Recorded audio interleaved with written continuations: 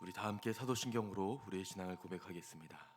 전능하사 천지를 만드신 하나님 아버지를 내가 믿사오며 그 외아들 우리 주 예수 그리스도를 믿사오니 이는 성령으로 잉태하사 동정녀 마리아에게 나시고 본디오 빌라도에게 고난을 받사 십자가에 못 박혀 죽으시고 장사한 지 사흘 만에 죽은 자 가운데서 다시 살아나시며 하늘에 오르사 전능하신 하나님 우편에 앉아 계시다가 저리로서 산자와 죽은 자를 심판하러 오시리라.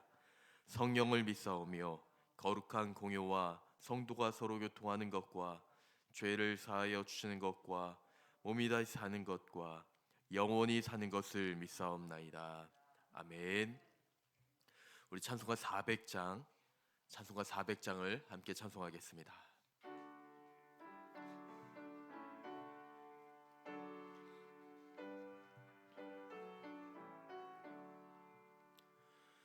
험한 시험물 속에서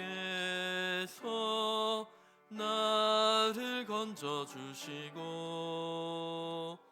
노한 풍랑 지나도록 나를 숨겨주소서. 주여 나를 돌보시사 고이 품어주시고 험한 풍랑 지나도록 나를 숨겨주소서. 권세 능력 무한하사 모든 시험 이기고 풍랑까지 다스리는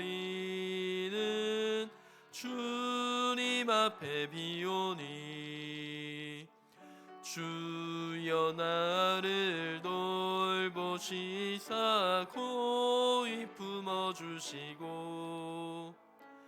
험한 풍파 지나도록 나를 숨겨주소서. 죄악길에 빠진 이 몸 캄캄한데 헤매며 부르짖는 나의 애원 들으소서. 내 주여 주여 나를 돌보시사 고이 품어주시고 험한 풍파 지나도록 나를 숨겨주소서.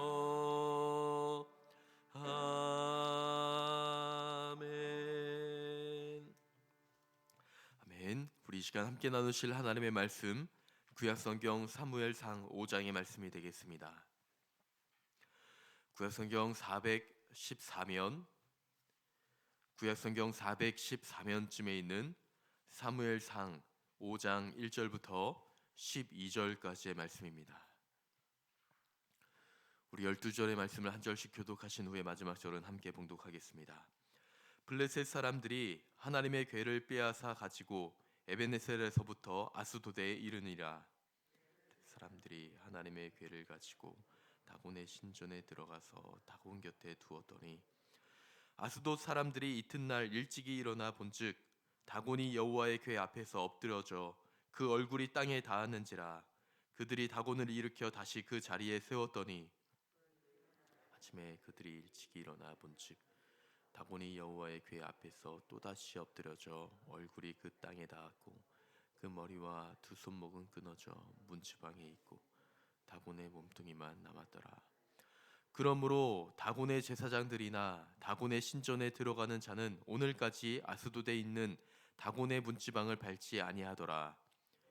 손이 아스돗 사람에게 엄중히 노하사 독한 종기의 재앙으로 아스돗과 그 지역을 쳐서 망하게 하니 아스돗 사람들이 이를 보고 이르되 이스라엘 신의 궤를 우리와 함께 있지 못하게 할지라. 그의 손이 우리와 우리의 신 다곤을 친다 하고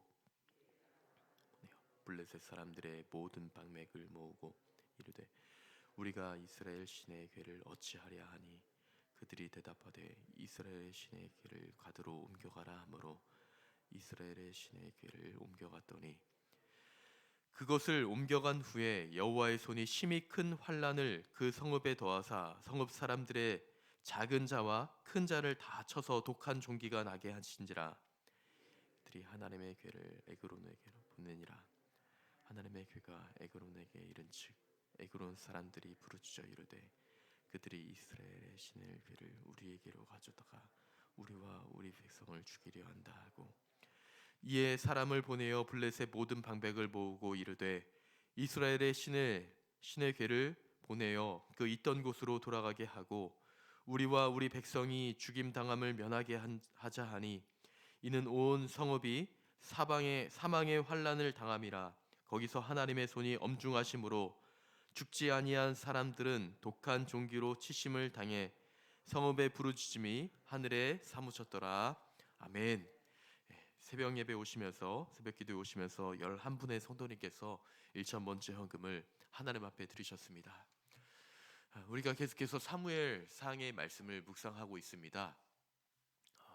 오늘 우리가 읽은 본문 5장의 말씀을 조금 이해하기 위해서는요, 이 앞전 4장의 말씀을 한번 우리가 살펴보아야 되는데요.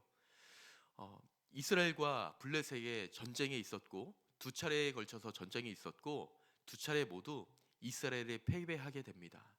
그리고 그들이 가지고 있었던 그 언약궤가 이 블레셋에게로부터 빼앗기게 되는 사건이 그 앞장에 발생하게 됩니다. 조금 더 구체적으로 말씀을 드리자면요, 이 첫 번째 이스라엘과 블레셋 전쟁에 서로 전쟁을 하였을 때 대략 4천 명 가량이 죽임을 당하게 되었습니다. 이스라엘 백성들은 나름대로 자신들이 선민이라고 생각했고 하나님께서 보호하시고 다스리시는 나라의 백성이라고 생각을 했습니다. 도대체 왜 4천 명이라는 사람이 죽을 정도로 자신들이 이렇게 어려움을 당하고 심판을 다 받았는지 이해를 하지 못했습니다. 그래서 나름 전략회의를 했죠. 우리가 왜 도대체 이 전쟁에서 패배를 하였을까? 하나님께서 미워하시고 싫어하시는 그 이방 민족으로부터 왜 우리는 패배함을 당하게 되었을까? 고민을 하고 결론을 내립니다. 우리가 이 전쟁에 패한 이유는 하나님의 궤가, 그 언약궤가, 법궤가 우리와 함께하지 않았기 때문이다 하고 결론적으로 말씀을 드리면 오판을 합니다. 왜냐하면 그들이 심판을 받았던 이유는 하나님의 말씀을 가볍게 여겼기 때문인데 그들은 스스로 그것을 헤아리지 못했습니다. 하나님의 배가 없었기 때문이다 라고 잘못 생각하여 실로에 있던 하나님의 궤를 자신의 진영으로까지 옮기게 될 그런 새로운 방법을 생각해내게 되죠. 그리고 2차 전쟁에서 하나님의 궤를 모신 상태에서 전쟁을 치르면 반드시 승리할 것이다 믿었습니다. 그런데 그 법궤를 이동하는 과정도 조금은 석연치가 않습니다. 왜냐하면 여호수아 이래로 그 법궤가 실로를 떠났던 적은 한 번도 없었거든요. 그런데 여호수아 이래로 처음으로 그 법궤를 가지고 이동을 하는데 그 법궤를 가지고 이동하는 사람의 그 중심에 누가 서 있냐면 홈니와 비느하스가 서 있습니다. 이 홈니와 비느하스는 누구냐면 엘리 제사장의 두 아들입니다. 이 아들들이 어떠한 범죄를 치렀는지에 대해서는 이전 다른 우리 목사님의 설교를 통해서 이 새벽 이야기를 통하여서 잘 들었을 것이라 생각이 되어집니다. 하나님의 성물을 섬기는 제사장이었지만 이 두 아들 홈니와 비느하스에 대해서 성경은 평가하기를 불량배라 평가를 합니다. 하나님의 말씀을 온전히 섬기지 못했던 사람, 어쩌면 하나님의 말씀과 반대로 서 있던 그 사람들이 하나님의 그 귀한 임재를 상징하는 언약궤를 옮기는 그 중심에 서 있었던 것입니다.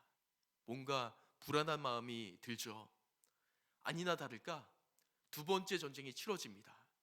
두 번째 전쟁에 반드시 자신들이 승리할 것이라 생각하였지만 두 번째 전쟁에서는 더 큰 패배를 하게 됩니다. 첫 번째 전쟁에서는 4천 명이 죽임을 당하지만 이번에는 3만 명이나 죽임을 당하게 되어지고 자신들이 너무나 소중하게 여겼던 그 언약궤마저도 빼앗기게 되는 것이죠. 그리고 그 이후에 말씀이 오늘 우리가 읽은 본문 5장의 말씀입니다. 5장 1절의 말씀을 보면요, 블레셋 사람들이 하나님의 궤를 빼앗아 가지고 에베네셀에서부터 아스돗에 이르니라. 그들은 전쟁에 승리하였습니다. 너무나 기뻤습니다. 그 당시에 전쟁에 승리했다는 것은 무엇이냐면요, 그 당시에 사람들 간의 전쟁이 아니었거든요. 신들의 전쟁이었습니다. 그런데 그들도 이스라엘의 신, 하나님이 어떠한 신인지 분명히 듣고 알았습니다. 그 당시 엄청난 애굽이라는 나라로부터 건져내음을 받았던 모든 종이었던 이스라엘 백성들을 구원해 내었다는 그 신이라는 것을 그 블레셋 사람들도 분명히 알았습니다. 그래서 전쟁에 2차 전쟁에 임하기 앞서서 블레셋 사람들도 굉장히 두렵고 떨었다는 것을 이 앞전 4장의 말씀을 통해서 볼 수가 있습니다. 이스라엘 진영에 법궤가 들어오자 이스라엘 백성들은 너무나 기뻤던 거예요. 그래서 와 소리를 질렀습니다. 근데 그 소리가 얼마나 컸던지 땅이 진동할 정도로 너무나 소리가 컸다라고 4장에서는 기록하고 있고요. 그 소리가 블레셋 진영까지 들린 겁니다. 아, 왜 갑자기 이런 소리가 나지? 아, 이스라엘 진영에 하나님의 괴가 들어왔구나. 아, 우리 어떡하지? 이제 전쟁을 치르면 질 수도 있을 거야. 그런 블레셋 진영에 좋지 않은 의견들이 계속해서 있기 시작한 겁니다. 그때 블레셋 사람들이 서로에게 이야기합니다. 여러분, 아닙니다. 우리는 힘을 강하게 해야 됩니다. 이 전쟁에서부터 우리는 승리할 수 있습니다. 우리는 용사가 되어야 합니다. 하고 강하게 자신들의 어떤 용기를 북돋고 전쟁을 치렀는데 결국 자신들이 질 줄 알았던 그 전쟁에서 승리를 하게 된 것이죠. 너무나 기뻤고 자신이 섬기던 신들의 승리라고 이 블레셋 사람들은 생각했습니다. 그래서 그 여호와의 궤, 하나님의 임재를 상징하는 여호와의 궤를 가져다가 자신들의 신이었던 다곤의 신전에 그 언약궤를 두게 된 것이죠. 블레셋 사람들은 전쟁에 심취하였습니다. 우리의 신이 승리하였다라고 생각하였습니다. 그리고 이스라엘은 완전히 패배하였던 것입니다. 그런데 그때에 블레셋 사람들이 도저히 이해하지 못할 이상한 일들이 생기기 시작합니다. 그것을 다곤의 신전에 갖다 두고 다음날 아침 일찍이 일어나 그 신전에 가보니 다곤의 신이 그 블레셋의 신 다곤이 여호와의 법궤 앞에 완전 납작 엎드려져 있는 것입니다. 얼굴을 받고 엎드려져 있는 것을 보게 된 것입니다. 왜 이럴까? 제사장은 너무나 의아해 그 신전 그 우상을 다시 올바로 세워놓습니다. 그리고 그 다음 날이 되어지자 또다시 그 다곤이 그 여호와의 궤 앞에 완전히 엎드려져 있고 이번에는 머리와 손목이 잘린 채로 문지방에 올려져 있는 것입니다. 제사장은요 너무나 두려웠어요. 도대체 왜 이런 일이 일어나는 것일까? 그런데 머지않아 자신의 백성들에게 독종이라는 병이 생기면서 몸에 어떤 질병이 생기면서 온 백성들이 아파하게 되는 것입니다. 그래서 이 블레셋 사람들은 하나님의 궤를 가져온 것을 두렵게 생각하고 점점 그것을 멀리하고자 하는 모습들이 담겨져 있는 것이 오늘 우리가 읽은 이 사무엘상 5장의 말씀입니다. 블레셋이 자신들은 완전히 승리하였다, 이스라엘의 신으로부터 우리는 승리하였다 생각하였고, 반대로 이스라엘 백성들은 완전히 패배하고 자신들은 더 이상 할 것이 없는 너무나 연약하고 부족한 자들이다 라고 생각하고 있을 그때에 어쩌면 하나님의 궤가 외롭게 이방 백성에게 빼앗겨져 조롱을 당하고 있을 그때에 우리는 무엇을 할 수 있을까 생각하고 있을 그때에 하나님은 조용히 여전히 하나님의 그 일들을 하고 계셨다는 것을 볼 수가 있습니다. 오늘 우리가 읽은 말씀을 다시 한번 살펴보도록 하겠습니다.